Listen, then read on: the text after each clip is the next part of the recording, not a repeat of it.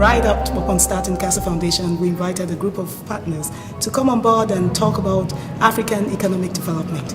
Africans in diaspora, how they can contribute to the development of Africa, how we could replicate the gains and the benefits that we saw across North America in Africa by helping facilitating education, development of education, advancing education, relieving poverty across Africa. And so that was how we all came together after the initiative of Casa Foundation started from me. We thought putting the platform together where people could gain skills and competencies from various experts across diverse professions might help people in that journey of setting up their businesses, of learning more, and all of those. So that was the initial concept of Casa Foundation.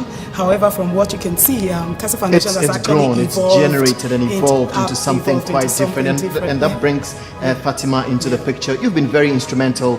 Why do you think it is so important for Africa, and especially Africans in the diaspora, to take such initiatives so seriously, as we understand from Dr. Oyelade?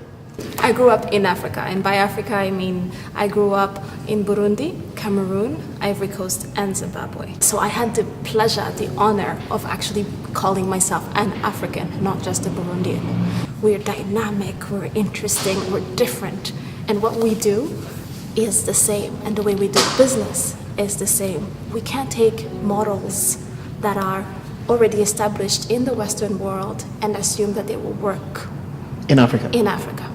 They need to be made for us, by us, with our input. So the focus of the Friends of Africa initiative, which was actually came out of the Casa Foundation, is to what? Bring Africans in the diaspora together to deliberate on economic affairs in Africa? When you look at the developed nations, 80% small businesses, middle class people, entrepreneurs, contribute about 30% in Canada alone, 30% to the GDP of Canada, 39% in the United States, another 53% in Germany, 79% in South Korea.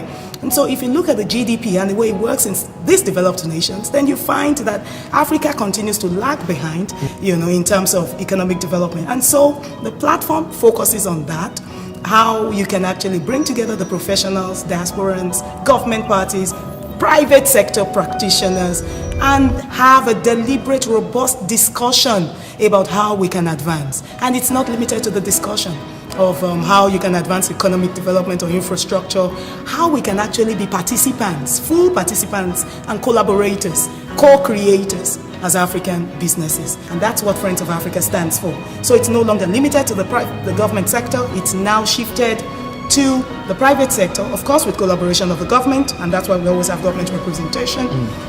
And we believe that's a more effective way of actually impacting socially and economically.